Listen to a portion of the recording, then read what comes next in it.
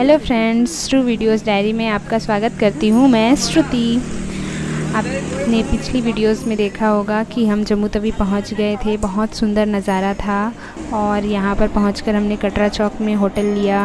Hotel के नीचे ही एक रेस्टोरेंट था, हमने वहाँ से नाश्ता किया और अब होटल वाले जो भैया हैं वो हमको छोड़कर आएंगे अपनी गाड़ी से चढ़ाई करने के लिए मंदिर तक। ये मेरा भाई छायांक। हम लोग यहाँ पर RFID कार्ड ले रहे हैं जिसको बोला जाता है यात्रा पर्ची, और सबके सब देख रहे हैं आप लाइन में लगने के लिए। एक भैया जो है हमको डांट रहे हैं कि पीछे से कैमरा से रिकॉर्डिंग करना, काम नहीं करना। ये सारा देख रहे हैं, इससे बना हुआ है, इसी से जाकर लिया जाता है यात्रा पर्ची। अभी तो खैर नवरात्रि के दौरान ये बहुत भीड़ होता है, अभी खाली है और हम लोग बहुत सुबह आ चुके हैं इसलिए भी खाली लग रहा है। हेलो गाइस, ये यात्रा पर्ची है। तो यहाँ आप आओगे तो आपको अपना कौन से स्टेट से वो बताना पड़ता है, आपको अपना नाम बताना पड़ेगा और जिस स्टेट से आए वहाँ का पिन कोड बताना पड़ता है। ये दिया जाता है क्योंकि भीड़ मैनेजमेंट हो सके, कितने लोग आ रहे हैं उसका पता चल सके, और जाते समय इसको वापस भी करना होता है, लेके मत चले जाइएगा आप लोग।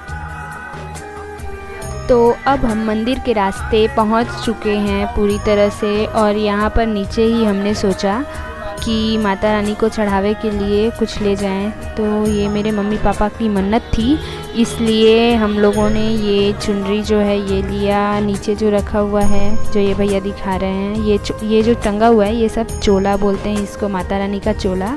इसको चढ़ावे के लेके जाते हैं। तो हमने ये चोला लिया और चुनरी भी लिया है, और फिर 3 चांदी के कुंडल ये जो दिख रहे हैं वो लिया। तीनों करके हमने चढ़ावे के लिए लेकर गए और फिर आगे बढ़े। वैसे आगे भी सारी दुकानें थी पर हम लोगों ने वहीं पर ही ले लिया। हम लोग फिर आगे बढ़े। ये प्रवेश द्वार है, यहाँ से एंट्री चढ़ाई के लिए शुरू हो जाता है और हम लोग भी आगे बढ़ गए। तो लड़कियों की अलग रास्ते थे और मेरे पापा और भाई लोग दूसरे रास्ते से चले यहाँ पर। तो यहाँ पर बस थोड़ा सा चेकिंग होगा, उसके बाद फिर आगे के लिए निकल जाना। देखिए बहुत भीड़ होती है, इसलिए इस तरह से बना हुआ है जो बाकी सारे मंदिरों में बना होता है। और बस हम लोग चेकिंग कराकर फिर आगे की ओर निकल गए। तो अब हमने चलना तो शुरू कर ही दिया था, और बस जैसे ही हम लोग आगे बढ़ते हैं घोड़े वाले वैसे पीछे पड़ जाते हैं घोड़े लेने के लिए, और घोड़े बताने लगते हैं। और वैसे श्री माता वैष्णो देवी श्राइन बोर्ड के द्वारा उसका रेट फिक्स किया गया है, पर फिर भी इन लोग दूसरा रेट बता देते हैं। आगे हम लोग आपको बताएंगे किस तरह से हम लोग दूसरा रेट बताते हैं। तो फिलहाल तो हम लोग चलने लग गए। ये दोस्तों जो डंडे दिख रहे हैं, ये डंडे 20 रुपये के देते हैं इन लोग, और जब आप वापस चढ़ाई करके आ जाएं तो इनको वापस कर देने पर ये 10 रुपये में आपको 10 रुपये वापस कर देते हैं। हमने यहाँ पर नहीं लिया था। ये सब जो दिखाई दे रहा है ये इन्होंने पिक्चर्स लेने के लिए बनाया हुआ है माता रानी के, क्योंकि ऊपर चढ़ाई करने जाने पर नहीं दिया जाता है वहाँ पर पिक्चर्स क्लिक करने, तो नीचे पिक्चर्स क्लिक कराते हैं। ये गुलशन कुमार जी का मिठाई का दुकान है। पहले यहाँ पर भंडारा लगता था, पर आप यहाँ पर ऐसा कोई सीन नहीं है भंडारे का। और फिर हम लोग धीरे धीरे आगे बढ़ रहे हैं, और मेरा बड़ा भाई छायांक जल्दी इन लोग चढ़ जा रहे हैं, और हम लोग जो हैं हम लोग बहुत धीरे धीरे चढ़ पा रहे थे। मेरी मम्मी और वो बेचारी कुछ देर चढ़ने के बाद थक गई, तो उनके लिए हम लोगों ने घोड़ों का रेट पूछना शुरू किया, घोड़े वालों से बात करना शुरू किया। यहाँ पर आप देख सकते हैं श्री माता वैष्णो देवी श्राइन बोर्ड में सारा रेट फिक्स कर दिया है, कहाँ तक और कितनी दूरी तक के लिए कितना रेट लगेगा। ये सब इन लोग वेट कर रहे हैं कुछ दूर तक। पालकी भी चलती है, आप पालकी में आना चाहें तो, घोड़े पर जाना चाहें तो घोड़े पर जा सकते हैं।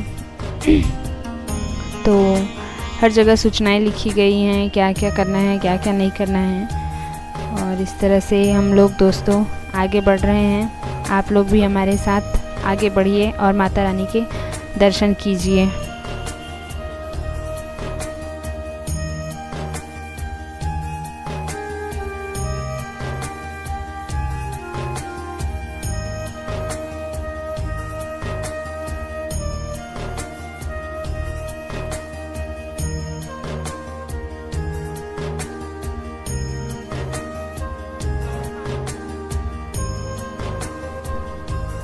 फ्रेंड्स, ये मेरे पापा बहुत ज़्यादा फास्ट चल रहे हैं और हम लोग बस उनके पीछे पीछे धीरे धीरे रेंग रहे हैं इतना फास्ट। और ये हम लोग आ गए बाणगंगा के पास। बाणगंगा का रिलीजियस महत्व आप सबको पता ही होगा। यहाँ पर हम लोगों ने नहाया। यहाँ पर वैसे लड़कियों के लिए अलग से बाथरूम भी बना हुआ है, वॉशरूम्स भी हैं यहाँ पर। ऐसे मत सोचिएगा कि सिर्फ नदी में ही नहाना होता है, तो आप वहाँ से निकल सकते हैं। मैं और मेरी मम्मी यहाँ पर नहाएं। उसके बाद फिर हम लोग आगे की ओर बढ़े। चलते रहे चलते रहे चलते रहे।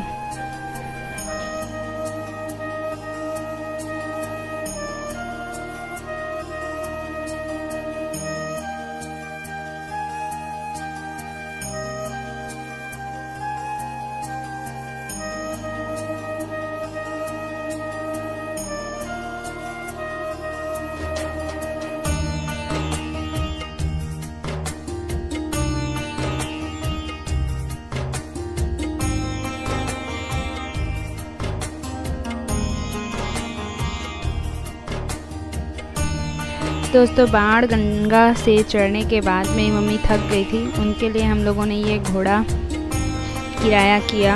और देखिए, घोड़े का ऐसा कोई रूल नहीं है कि बीच से चढ़ के लास्ट तक जाना है, पर इन्होंने बिना श्राइन बोर्ड का पर्ची और बिना कुछ किए इन्होंने बोला कि 650 रुपये लगेंगे।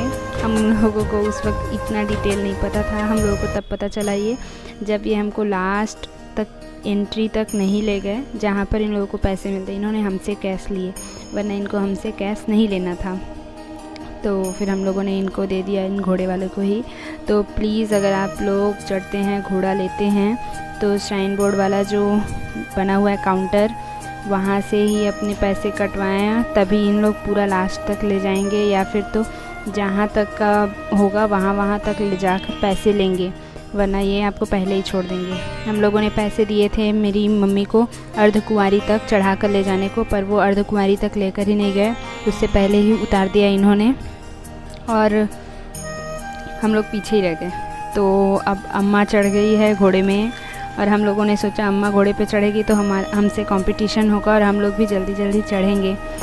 पर अम्मा चढ़ गई और हम लोगों ने सोचा अम्मा भी रुकी है तो हम लोग चलते हैं। हम लोग भागने लगे, अम्मा वहीं पर रुकी थी। पर धीरे धीरे ऐसे हो गया, अम्मा सबसे आगे निकल गई और मेरे पापा तो इतने तेज़ हैं चढ़ने में। खैर एक सेकेंड, ये जो मंदिर आया था ये इच्छापूर्ण माँ भगवती मंदिर था। वहाँ पर भी लोग रुककर आशीर्वाद लेते हैं, आप भी रुक जाइएगा। फिर हम लोग चढ़ने लगे। तो अम्मा तो चढ़ गई घोड़े में, अम्मा का टेंशन ख़त्म। और ये मेरे पापा घोड़े को चैलेंज देते हुए आगे बढ़ने लगे। अब भाग रहे हैं और लिटरली लास्ट तक पापा ही आगे बढ़ चुके थे।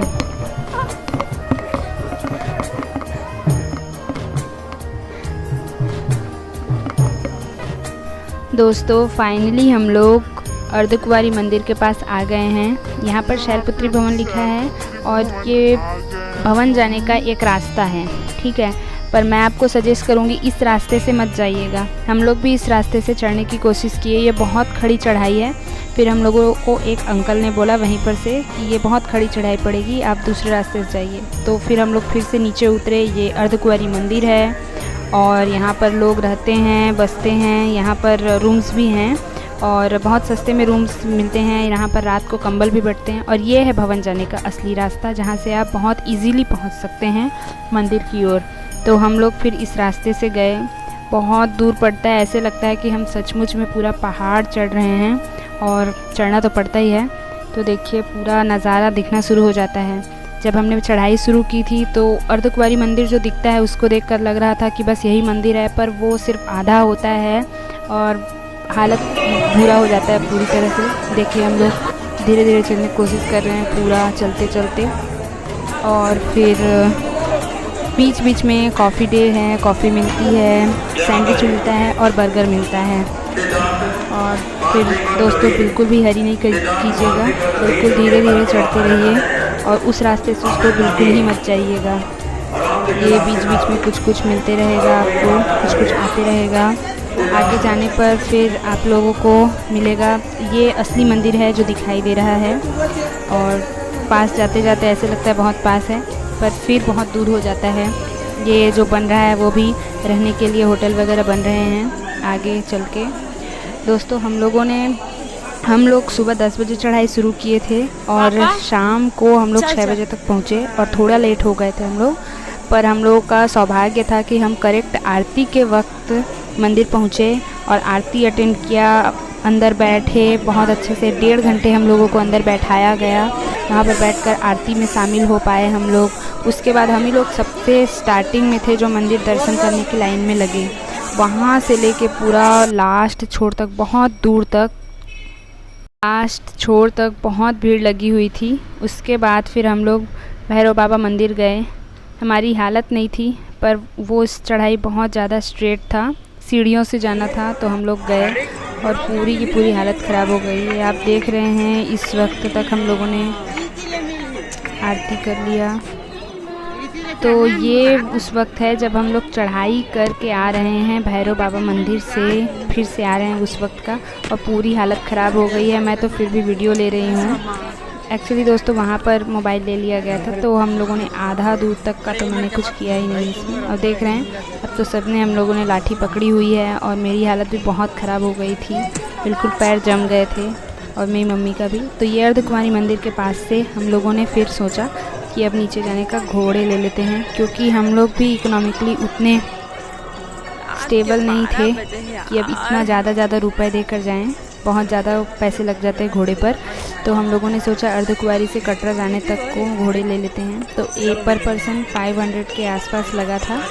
और फिर वही देखिए यहाँ पर हम लोग मतलब ऊपर से लेके अर्धकुमारी तक 6 किलोमीटर तक हम लोग आए थे चलकर, और अब यहाँ से नीचे जाएंगे हम लोग घोड़े से। आप देख रहे हैं ऊपर से, ये भैरव बाबा मंदिर के पास से हम लोगों ने पिक्चर्स लिया था और ऊपर से ऐसा लग रहा था जैसे नीचे तारे हैं, और ये बहुत खूबसूरत सा नज़ारा है, बहुत खूबसूरत सा। वहाँ पर देखकर बहुत अच्छा लग रहा था। आप देख रहे हैं अब हम लोगों ने घोड़े ले लिए और अब सब के सब घोड़े से कटरा जाएंगे। अभी रात को 2 बज गए थे। इतनी रात को भी सारे दुकान खुले हैं, सब के सब चढ़ाई कर रहे हैं, उतर रहे हैं। आप भी आइए दोस्तों, माता रानी आपकी मनोकामना पूरी करेंगी। और इस चैनल को लाइक, शेयर और सब्सक्राइब करना ना भूलें।